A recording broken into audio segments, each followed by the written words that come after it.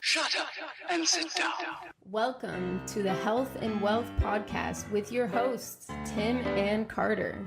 What's trending, Enrichers? Carter Wilcoxson, founder of CSI Financial Group here, with my co-host and former wealth advisor, Tim James, founder of ChemicalFreeBody.com and your new health advisor. This is the show where we reveal the connection between physical and financial abundance. Welcome back, Enrichers. This is Carter Wilcoxson coming to you from Halloween Central in Phoenix, Arizona. Weather is phenomenal. It's harvest season, if you will. This is our Halloween podcast episode, and I'm very excited about having our guest coming on today. But before we get to our guest, as is usual, we are joined by my esteemed co-host, Mr. Chemical Free Body himself, Tim James. Timmy, how are you, buddy? Hey, Carter, doing great.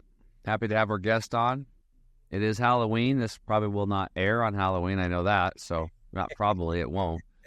But, we were just talking. I used to always dress up. I always wanted to dress up. Even now when I got older as an adult, I just kept doing it. Even when I was a financial advisor, before that when I was a mortgage broker, car sales, whatever I was doing, I always dressed up. And I think it's kind of important to do that kind of stuff because, as we get older, we stop having fun. A lot of people stop having fun. And I think that's why a lot of times because the alcohol helps people get to that fun spot. The only problem is that they don't feel so good the next day.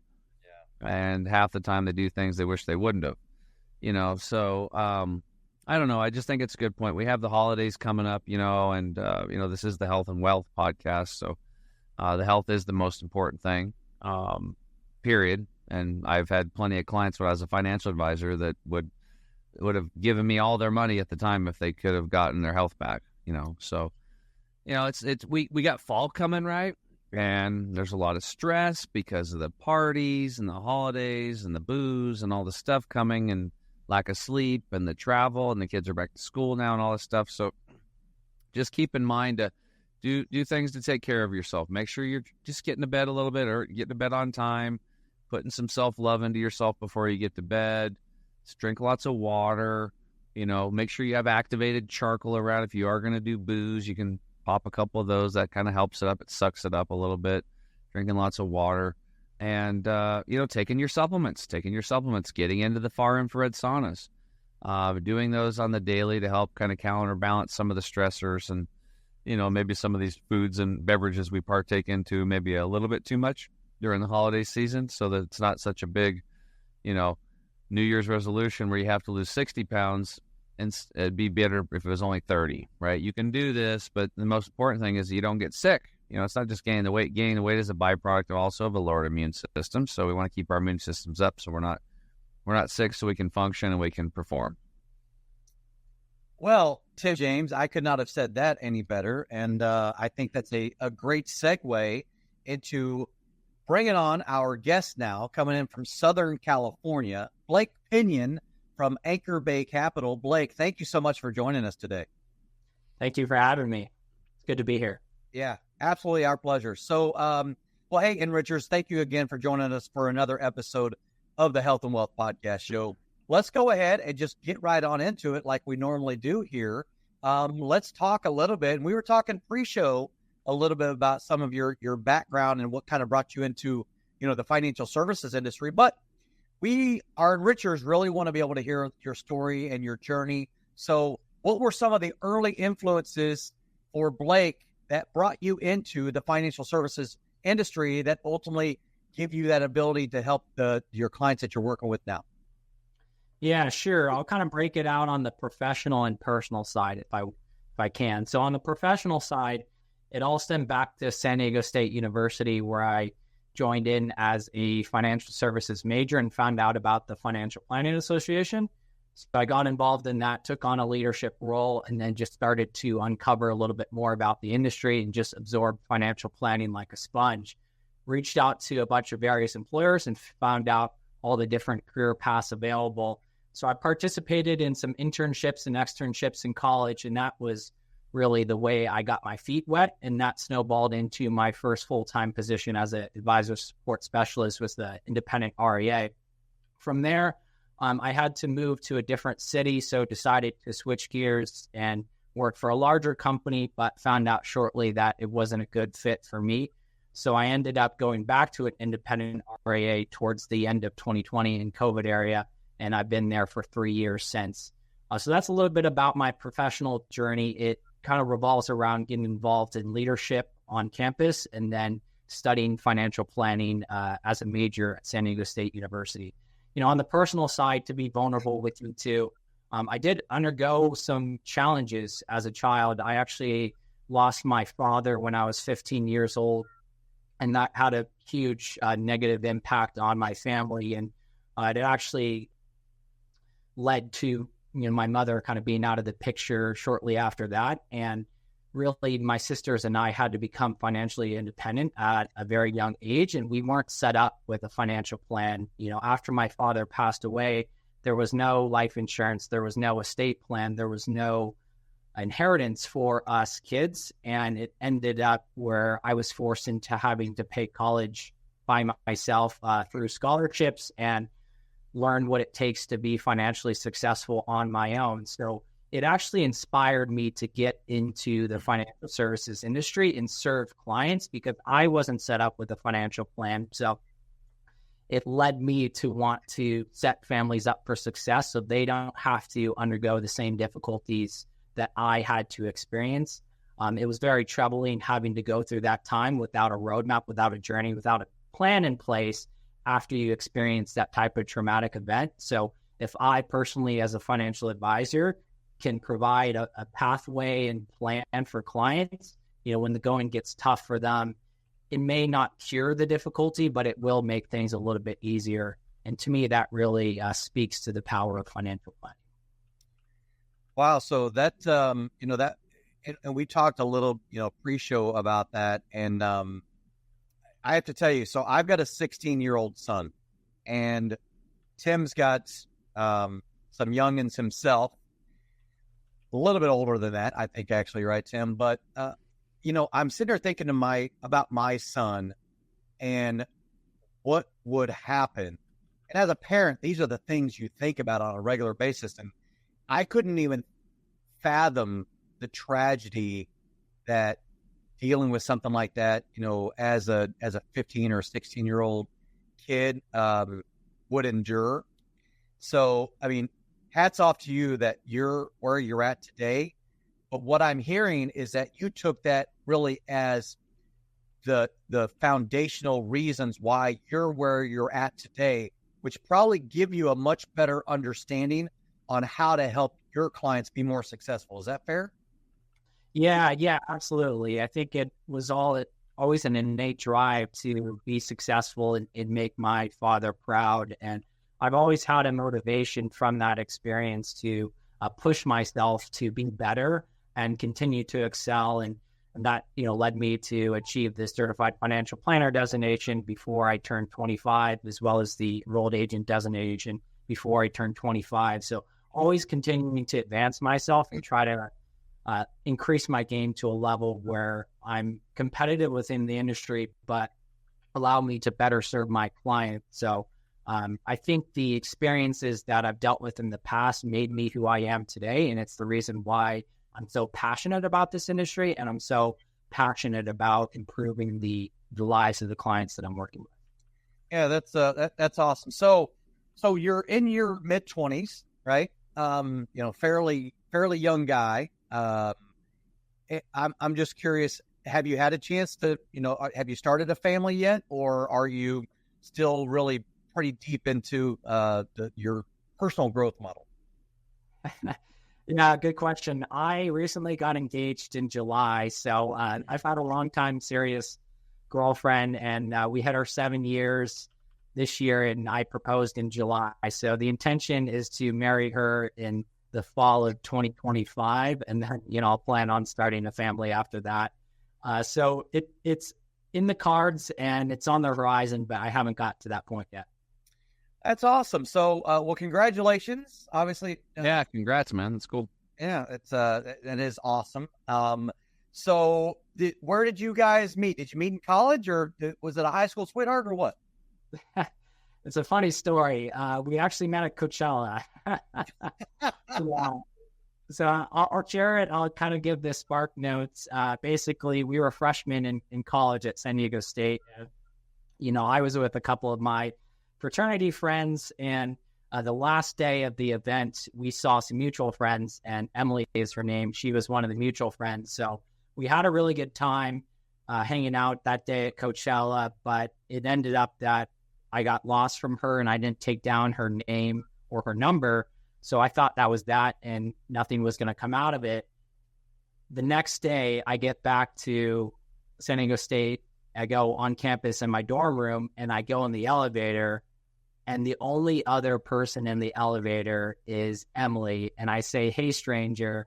And it turns out she lives a floor above me in my dorm out of 25 dorms on campus. And it's just a crazy story because she's from Northern California and there was over 100,000 people at that festival. But we like to say it's fate that we met at that event, and we're still together to this day.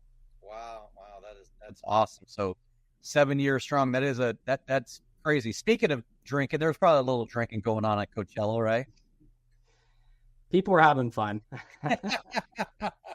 There's no doubt about that. So I am a little bit curious to get a little bit, go back to some of the personal, challenges that you've had, which, do shape us. The old saying, what doesn't kill us just makes us stronger, right? But talk a little bit about, some of the challenges that happened maybe with your mom after that as well, if you don't mind. Sure. Yeah. So, to, again, be vulnerable and transparent to all your viewers, she does suffer with the disease of alcoholism. And she really went off the rails after, my father passed. And we came to a decision as a family just to kind of shut her off. And now I haven't had communication with her for a lot of years, and, she's not in a good shape, but she wasn't a positive influence in my life. And my sisters and I knew that if we wanted to make something out of ourselves, we had to kind of eliminate the negative energy. So she hasn't been part of the picture since, my father passed, and it's really forced us to kind of, fend on our own and learn how to be mature and take the world on from an early age.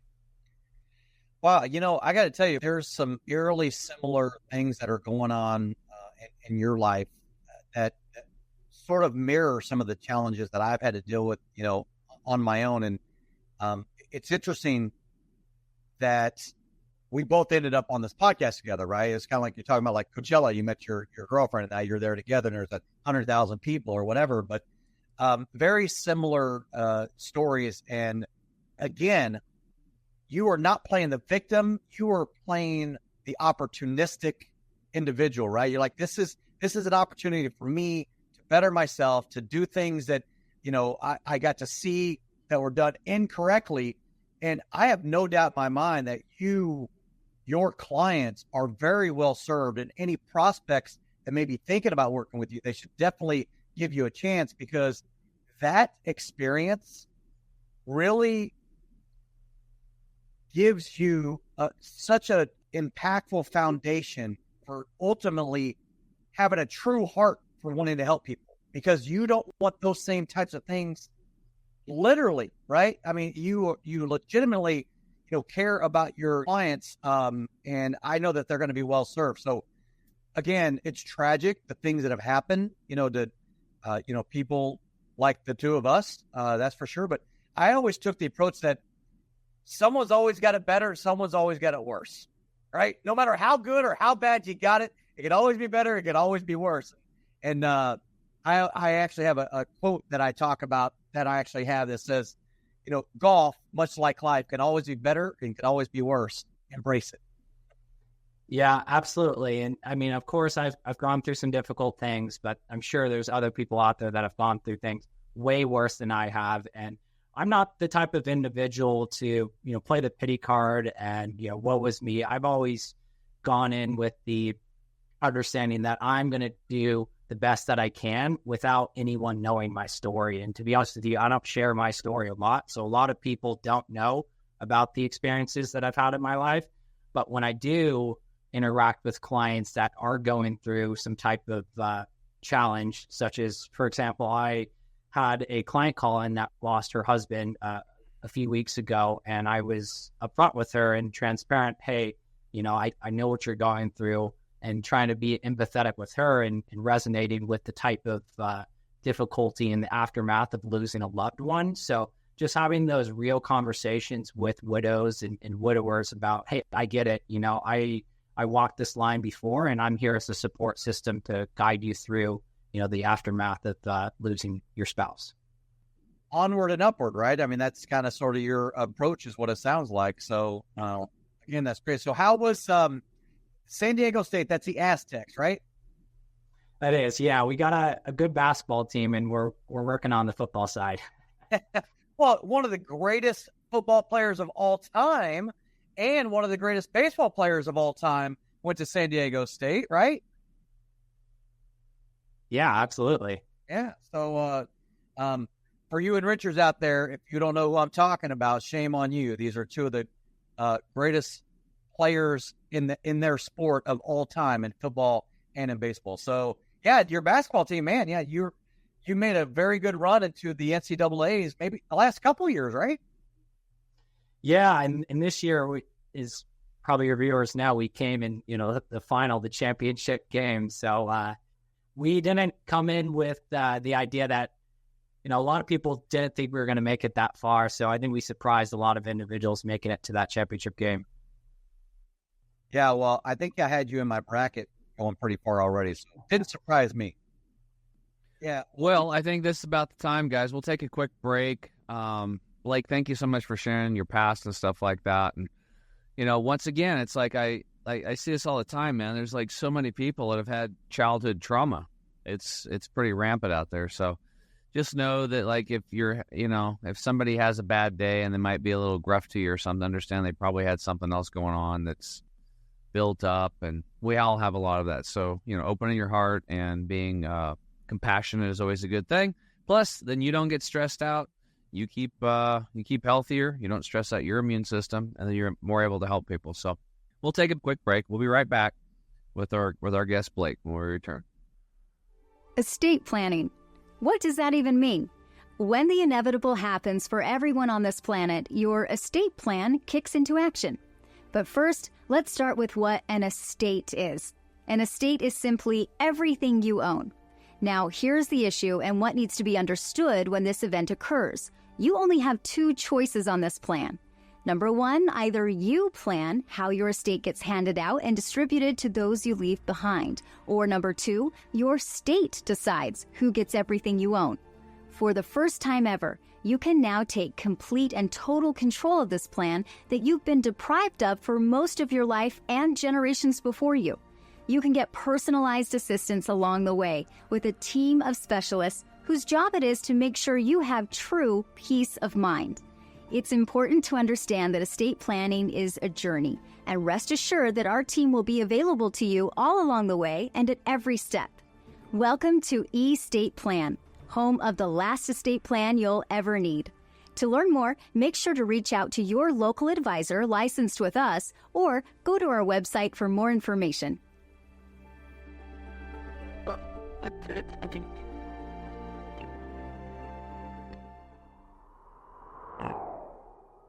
What's up, Enrichers? Tim James here. I'm back with my co-host, Carter Wilcoxson. Today in the house, we've got Blake Pinyan, and he works over at Anchor Bay Capital, Inc., I-N-C.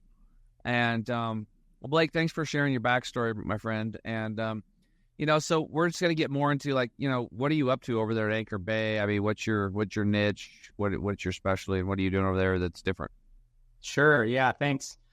Appreciate that question. So I'd say where I'm focusing my efforts is on the young professional space. So those that are starting a family, buying a house, working hard at making a sufficient level of income where they necessitate a high level of planning needs. So that's where I'm targeting bringing in new clients myself. But overall, our firm operates in a way where we have a bunch of clients in the pre-retiree phase. So I feel like I play in both sandboxes where I work with young professionals personally, but also work with the retiree phase. As far as my current role, I'm a lead financial planner, and we're a comprehensive, independent financial planning firm. So we do comprehensive financial planning. We do customized investment management. We also do tax preparation and filing, which is another thing that I do. I'm also a tax preparer. And then in certain circumstances, we can help clients get estate documents through a partnership with a company called Encore Estate.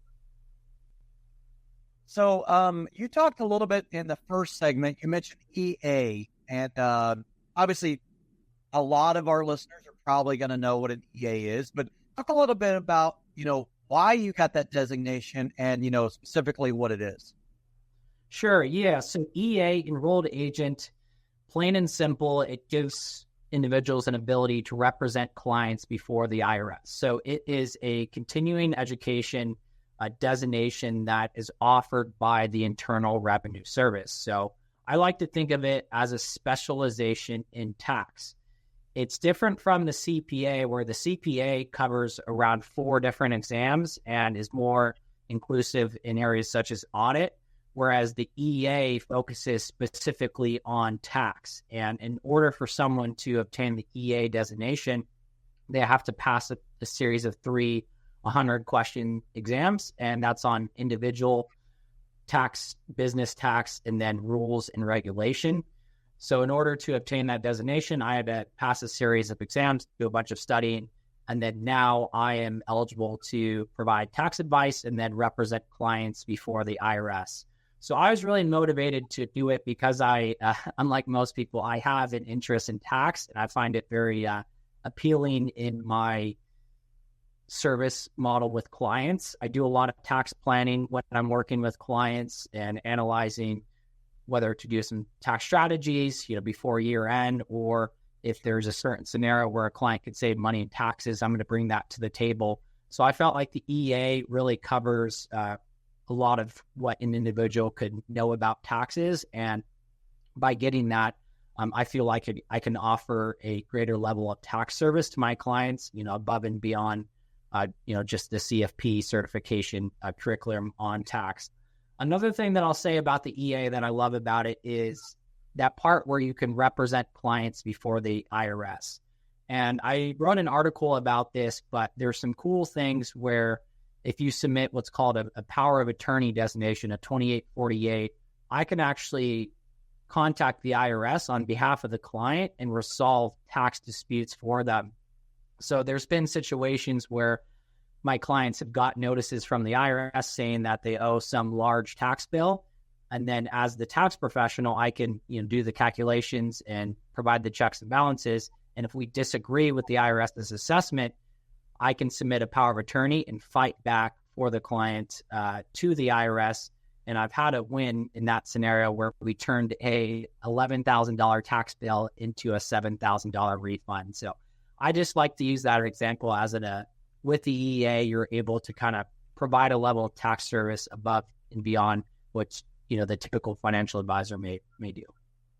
Yeah, that's actually really cool. I know a few financial advisors that have their EAs, and but the one part that I really wasn't aware of is this POA that you can effectively speak on their behalf.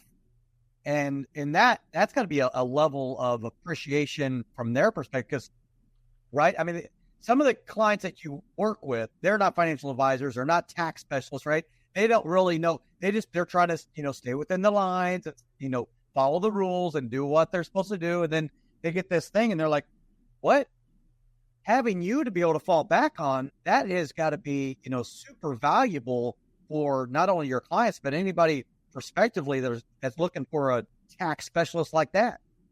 Yeah, absolutely. And if you try to ask your client to call the IRS, it's a black hole. You're not going to get a human on the line. But as a professional, I have what's called a practitioner priority line where, I'm first in line basically to get in touch with the IRS. So I can get in touch with the IRS a lot easier than my client may if they're trying to call on their own.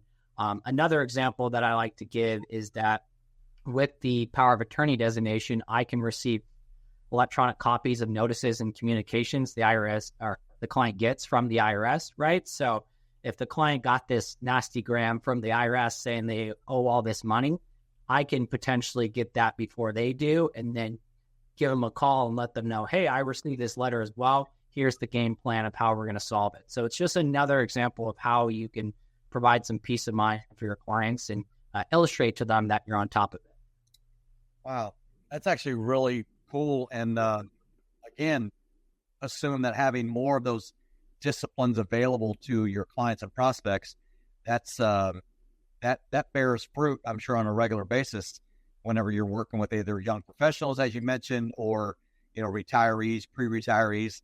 Probably a little bit more for the younger professionals, I would assume, so than maybe someone that's been retired for, 5 or 10 years, right? Yeah, absolutely. And I do have a strong interest and a little bit of expertise in equity compensation. So I find that some of my clients have stock options, restricted stock, and other type of equity grants where, as the professional, I can walk them through the nuances of that type of equity compensation specifically, and the following tax implications and strategies that go along with it. So that's something that I help my clients with as well. Cool. So you said you've been now with Anchor Bay Capital for about 3 years. You had ventured off to maybe get together with a larger conglomerate, obviously not naming any names or whatever, but talk a little bit about what the culture is there at Anchor Bay Capital that, has you very pleased with your decision to go there 3 years ago. Yeah, absolutely. What I love about our team here is that we really feel like we provide a one-stop shop, being able to serve the client in all dimensions of their life. Like I said, the tax side of it, the investment side, the financial planning, and then we could potentially help them with, getting their estate documents. So to me, I have a strong interest in the tax side and the financial planning, but the investments part of the business doesn't excite me as much. So at our company, we have a investment team that is responsible for overseeing the client portfolios, executing trades, deciding the strategy for the firm. So it's nice being a part of a team and a family where you have other individuals responsible for one dimension of the business that doesn't get me too excited and allows me to focus my time on my highest and best uses, which is doing the tax work and then meeting with clients and serving them. Nice. So I'm assuming since you work with some younger professionals, and it's been 3 years, so you've gone through, the COVID thing, and we're post-COVID now. What were maybe some of the challenges, or since they are younger professionals in the digital age that we're living in now, what was that environment like for you as being a young financial advisor yourself? A lot of uncertainty, because I didn't go through the 08, 09, economic recession. So I didn't experience a time where, the market was, dropping in such a short period. And it was scary. It was kind of the first real glimpse of what I got of like, hey, we're not sure what's going on. And there's some scary things going on within the markets and the economy. So it was really my first glimpse into, we have to be a sounding board for clients in times like these, because if we're not confident on what we're doing and we don't give them the peace of mind that we know what's going on, then, who will? So to me, COVID really was an opportunity for myself to develop a confidence in talking clients off the ledge or having those conversations that are unpleasant and really the way that we demonstrate our value. So to me, I found it to be a good, training opportunity for my growth and personal development. But as you put it, since I focus on the young professionals, I didn't think that the COVID and the enforcement of using Zoom and the virtual platforms really impacted them that much. It was just more of the uncertainty and the general theme of what was going on, and no one really knew, what was going to happen next. Yeah, so your communications weren't really a hindrance with some of those younger clients that you got. Within your firm, though, did you have some challenges internally with maybe some of the older generations that the firm, and Anchor Bay has been around for how long? Let's go back. 1996, so okay, so long time. Obviously the founders and the owners that have been there for a long time, their clients, maybe up there in age. Were there some challenges there with some of those older age clients? Yeah, absolutely. Especially those that are used to the cadence of coming in person to our review meetings. So that was a shock for them, just trying to have to communicate, hey, we're going to do virtual meetings, our phone calls, and try to have them get set up with our, video conference system. So that was definitely, a new revelation that people found, and just trying to convince people to operate in a new way against the grain of what they've been doing in the past is always a challenge. And like you said, we've been around for a long time. So we've had this cycle of people being used to coming in person to meetings. And with the COVID disruption and everything going virtual, it was definitely kind of a shock to everyone. And we had to adjust our systems to accommodate for the time. Yeah, because a lot more strict in some areas than it was in others, obviously, as well. And it's very well documented that California was very strict. Maybe your area specifically not as, but I know that lots of parts of California were very strict on that type of stuff. But it sounds like you guys overcame it, and you're now moving forward, and things are moving along swimmingly for you. And you're looking to continue owning your space, so to speak, there in Southern California. Yeah, absolutely. It seems like Los Angeles was more strict compared to Orange County and San Diego, is where we primarily live. We do a heavy amount of marketing and like seminars in Orange County and Carlsbad. So we did shift from kind of the seminar to the webinar. So that's another example of how we adjusted to the time. Okay, so that was while COVID was going on, or you guys have continued doing that instead of? Well, while COVID was going on, we switched from doing the in-person seminars to the webinars, given the fact that we weren't able to meet in person. Now, since we're past COVID, we continue to do in-person seminars in Orange County and Carlsbad as a way to market and attract new clients. Gotcha. I got you. Okay. And then what's the subject matter that you guys are doing, or is it different subject matters that are on is it a monthly? Is it quarterly? How do you guys do them? Yeah. So generally we'll do a couple in-person seminars focused on Social Security. Okay. And in addition to that, we'll host monthly webinars on various topics throughout the year, like tax planning, estate planning. Next month, we're going to do one on a market update, market in the economy, and then real estate. So we try to do frequent communications to our clients, and also send out a monthly newsletter just to let all of them know that we're staying on top of the news and what's happening within the world. Perfect, awesome. But as far as like bringing in that new blood, so to speak, right? You guys are doing the workshops as a way for that client acquisition. Yep, absolutely. Yep, we just did one a few weeks ago in Orange County. Gotcha. Awesome. Well, the weather is pretty good there to get people out of the house, I'm sure, and into a room. So that's awesome. Tim, it sounds like there's a one-stop shop mentality going on over there at Anchor Bay, and that, as we know, that's the right way to do it.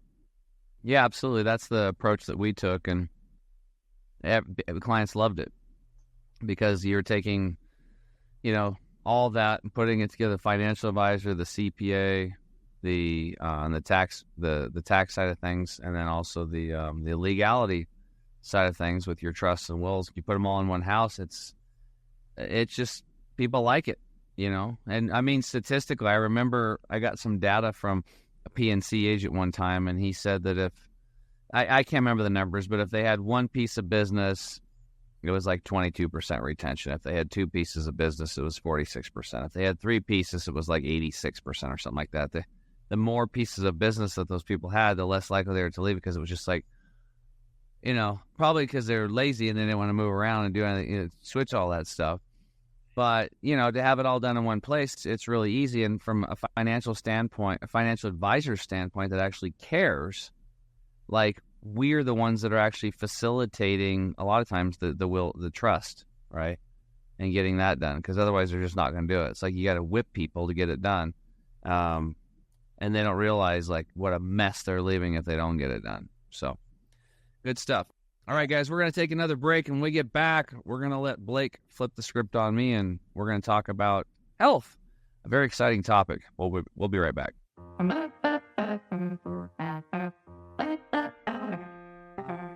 You want the absolute best for yourself, and you want it to be easy. That's why we created Green 85. It helps with detoxifying the body gently. We're proud it's chemical-free, unlike almost all other supplements you'll find. Bottom line, Green 85 will get you healthier. We look forward to hearing what Green 85 did for you.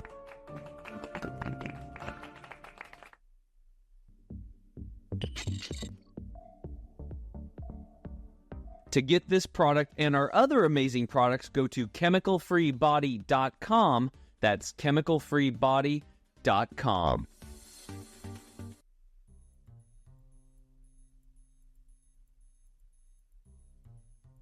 What's up, enrichers? Tim James here. I'm back with my co-host Carter Wilcoxson. All right, Blake, we talked about wealth. Let's let the health out of the cage here. What questions do you have for me for health? And again, it could be for you, friend, family member. It could be public health, whatever you got. Yeah, Tim, thank you. I'd like to center around the theme of mental health. I mean, personally, this month has been a doozy with tax season wrapping up in California, and then, us doing our review meeting cycle. So, I felt a bunch of work, which has led to some stress. And so kind of the first question to you is, what do you feel like are some of the ways to decompress after a long work week and kind of recharge the batteries? Well, I think some of those same strategies that I'm going to say that are, how to decompress from a long work week are some of the same strategies that in the future, moving forward, when this happens again, you could be using them on the daily, right? So that it doesn't get to that point. And, a lot of that is simply just taking some time for yourself, right, in the middle of it. I'll give you an example. I've got a nurse right now, and she came to me for coaching, and she's being pulled in a million different directions. She changed careers in the middle of it because of, political views and stuff like that. She just saw too much stuff happening at the hospital that she didn't want to be a part of anymore. And so she's completely stressed out. So for her, what we do is we have what I call sacred time. It's about an hour before she actually decides to go to bed, which we have pick a time on that. So let's say, when would you like to go to bed? Like, what's the ideal time for you? 10:30. Okay. Do you hit that very often? It's in between 10 and 11. Okay. Well, let's just say it's at 11. So if 11 o'clock is your non-negotiable, and that's where your starting point is, and again, you can always work on these. That means at 10 p.m., that means you get off of all electronics, right? For multiple reasons. The light, we want the melatonin to come up in the body. It's not going to do it if you're looking at light because, in nature, there is no lights except when the sun goes down, the melatonin goes up, right? So you want to get off that. You start doing beneficial things for you. This would be meditation. It could be prayer. It could be, I got one gal, she listens to sermons. You could read a book. You could take a sauna. You could maybe work with your partner and massage each other or whatever. I mean, you start doing things that serve you, right? And calming yourself down. And then when you wake up in the morning, same thing. You wake up, let's say at 6. What time do you wake up? 6 a.m. Okay, 6. So you wake up at 6. So that first hour, I know you don't have any kids yet, so I know you can do this probably, is, again, that sacred time, right? It is nothing gets in the way of it, okay? It's just, and you get no lights, no blue lights, no TV, no laptops, no social media, nothing. It's just you and nature and yourself. And, you just take care of yourself. Again, you're going to go for a walk. You're going to do things that are going to be beneficial for you. And some people do a little bit more than that in the mornings because they have exercise routines they're doing. But I'm talking about meditation again and prayer and being calm. Carter and I take saunas in the morning, right, Carter? Every morning we take an infrared sauna. You can do a little meditation while you're in there. and calm yourself. Now, for you and other busy business professionals, you also have this thing called lunch. And I know you're doing business lunches and stuff like that, but what you can do is like in your car after the lunch or before the lunch. You can do both of these actually, before and after lunch. Or you can just go into the bathroom and sit on the toilet, even if you don't have to go, and just take some deep breaths in and out of your mouth in your nose and out through your mouth for just a couple minutes, and calm the nervous system and center yourself. Because what's happening is when you allow these stressful things to build up inside of you, you're actually creating poor chemistry. You're actually spiking your adrenal glands and your cortisol levels in your body, creating those chemicals for fight or flight, so you can run, and so you can do extremely. You can be more athletic and save your life more than you would be in a sedentary state. So those are mechanisms that God has put into your body to save you. But if you get stressed out and you don't burn through them by fighting something or running, they turn into toxic chemicals, and over time they're going to destroy your health. That's just the way it works. So you have to be mindful of this and knowing that there's stressors and stuff out there. What are you doing on the daily to stay calm? And then the other thing is just having a different perception. And what that means is no matter what happens to you, understanding that you choose how you get to respond to it. You're in total control of choosing what you get out of any circumstance. And how I was taught this was that everything in life, Blake, is meaningless. There's zero meaning to anything in life. Nothing. Life is meaningless. It's only the meaning that you give it, right? So everything in life serves both double duty. It is a neutral prop. You get to decide what that is towards you. And, and we see this, I'm just saying as a financial advisor, it's like you put a big deal together, you worked with these people forever, and you're like, yes, it's done. And then somebody calls you from your marketing organization like, hey, they missed a signature. It's like, we can't fund this deal.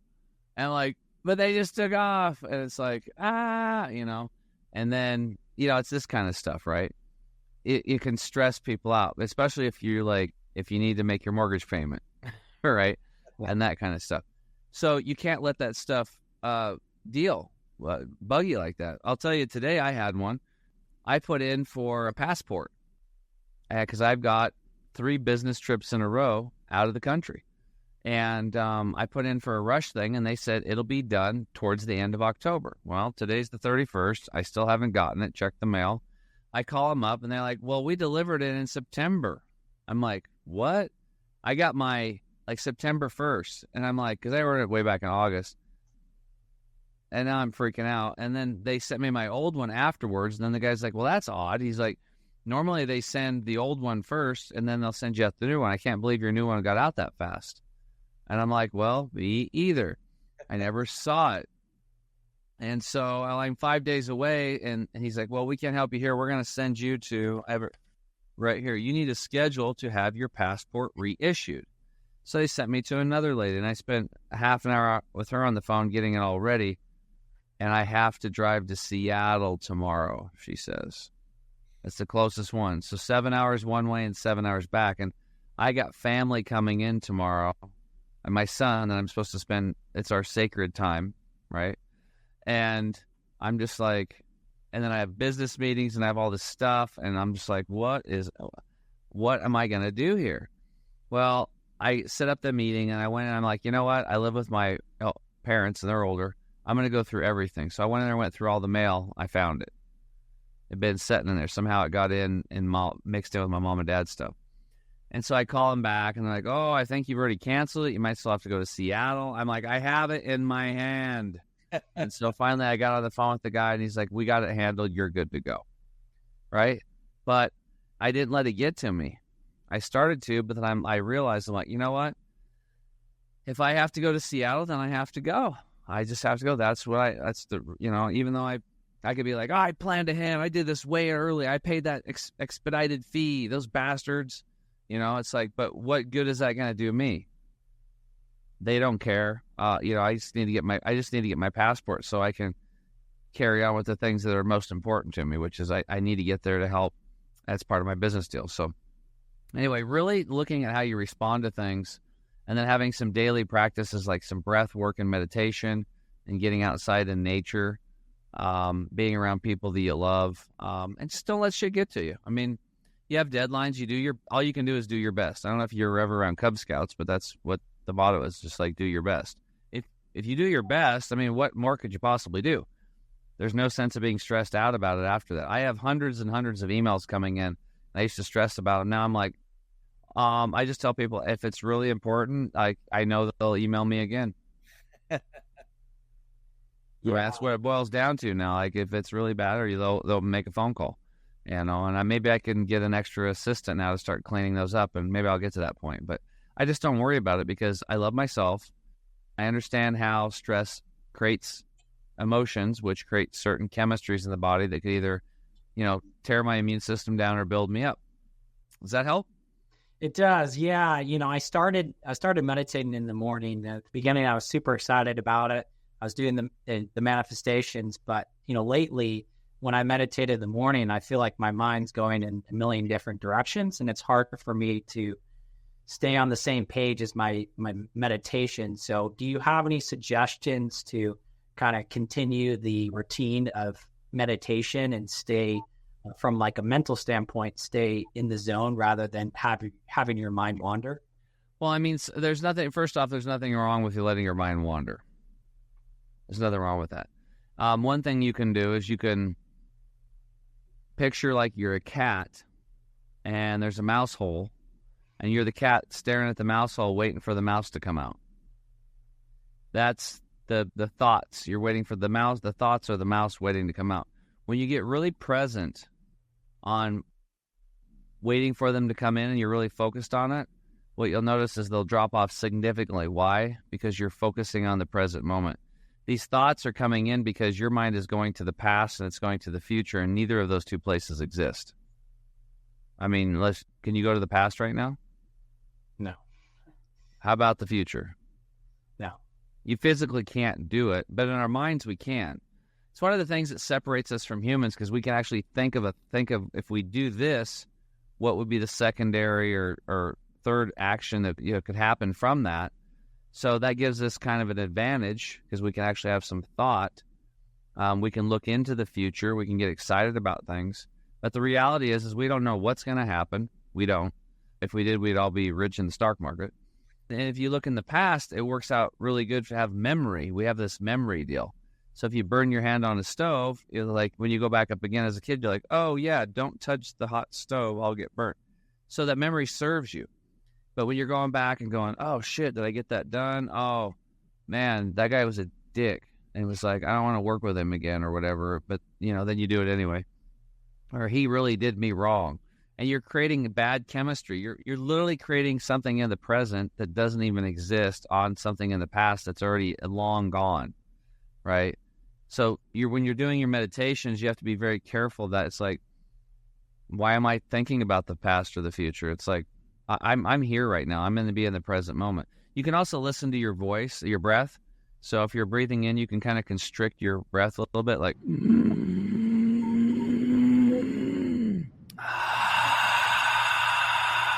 and just focus on your breath. That can help. Be the cat looking through the mouse hole, being in the present moment. And the other thing is just let the thoughts go around. The most important thing is just stay consistent with it. There's no right or wrong. You're just trying to calm your mind. That's it. You're just trying to clear your head and get into a space. So those would be my recommendations. Let me share something with you just real fast. And again, Richards, thank you for joining us for another episode of the Health and Wealth Podcast Show. We're on with Blake Pinyan of Anchor Bay Capital. So we talked a little bit earlier about this infrared sauna that I am a huge proponent of. Thank you, Tim, for turning me on to that. Yeah, just get one of the saunas. I mean, it'll help you too. I mean, it's like... What I was going to say is, I combine, well, first of all, it's a one-person sauna. I get in it. I've got a gym at my house and everything. So I get in it, and when I'm in it, I can't go anywhere. And literally, I'm stuck, right? So that forces me to be present, even though my mind wanders too, because I run in a business and I've got all the things and kids and family and, all those same type of stressors that, that we have. I simultaneously, or I combine being in that sauna, stuck in one spot, 15 to 18 minutes every single day. And there's no electronics in there, right? I can't be on my phone.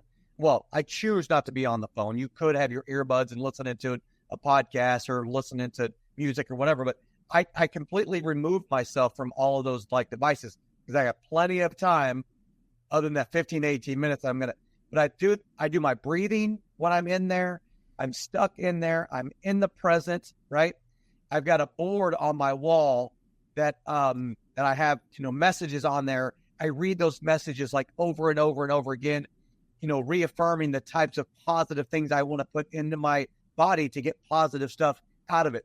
That's my thing that I do every single morning. And a lot of times, even on the weekend, right? Because it's just one of those things that I know has benefited me to relieve my own personal stress. I just wanted to share my own little bit of information here with you as well, Blake. Awesome. Thank you. Super helpful. Yeah, for sure. Anything else that you have for our chemical-free body co-host? Yeah. I guess I'm wanting kind of the same theme of negative thoughts and stuff like that. What would you say is a good way to kind of shift the mentality of thinking something negative to being optimistic and looking at life with that half glass half full mentality? Well, it's the same thing. Here's the thing is labeling something negative or positive. Both of those are valid choices. That's the thing about the human experience. There's light and dark, and we get to choose. So neither are wrong. Both, the way I look at things is instead of negative or positive, I look at it as contrast. It's wow, that's given me some good feedback, right? Because it's like an engineer. I don't know if you're familiar with engineers, but engineers love feedback because it allows them to improve their design or whatever they created. They want as much feedback from the end users as possible so they can tweak things and get them better and better. So when something so-called negative happens to you, you can look at it as contrast and let you know, well, that didn't work. So now that you're that much closer to what you know that will work, right?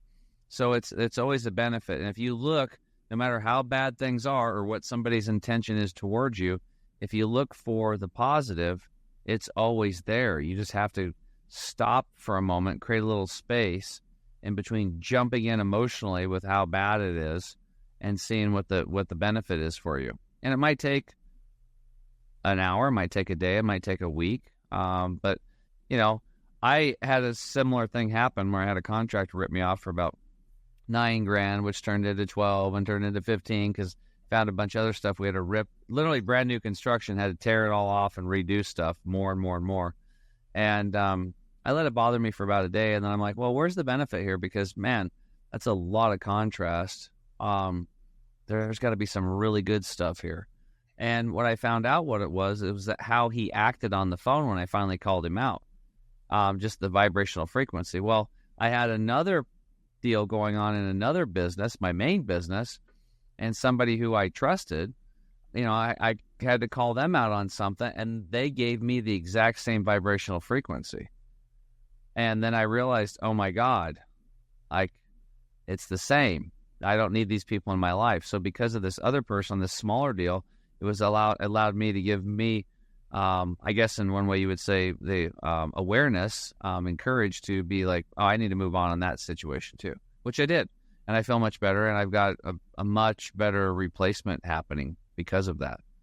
So that all happened within 2-3 weeks, but it took a while, but I was always looking for the benefit. And then finally I was like, aha, right? So I had to learn over here. I took a financial hit to learn over here so that, I can move forward with the other business. So that's how I got the benefit of it. And I stayed calm the whole time and didn't stress out my immune system. Triple win. Yeah, triple win. That's awesome. That is fantastic. Well, that is a great path of questioning, by the way. We don't talk a lot about the mental aspects of it. And hopefully, you got a lot out of this. Hopefully our enrichers, as they're listening, going into the holiday season, there can be a lot of stress that happens during that time. So hopefully that was able to benefit you today, Blake. Hey, Enrichers, thank you so much for joining us for another episode of the Health and Wealth Podcast. And to be able to see all of our previous guests, like Blake Pinyan of Anchor Bay Capital, please go to our website at www.thehealthandwealthpodcastshow.com. Make sure to like, share, and subscribe wherever you get your podcasts, Apple, Spotify, Podbean, whatever that may be. So for my fantastic chemical-free body co-host, Tim James, I'm Carter Wilcoxson, wishing you a wonderful day and thanking you for joining us again. Blake, seriously, my man, thank you so much for joining us. It was a great pleasure. Thank you. This is fun. So until next time, Enrichers, we will see you on the Health and Wealth Podcast. Thank you, everybody. Hey, Enrichers, thanks for tuning in to another episode of the Health and Wealth Podcast. I'm your host, Carter Wilcoxson. And I'm your host, Tim James. And by God, we are committed to helping you guys have fat wallets, flat bellies. So tune in again for another episode and make sure to like, share, and drink a lot of water. Or beer. You have just listened to the Health and Wealth Podcast with Carter and Tim.